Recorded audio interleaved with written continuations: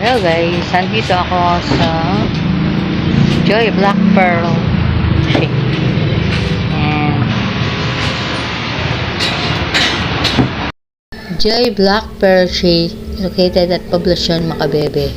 Yan yung pinakamurang bilihan ng shake sa Macabebe. Yan guys.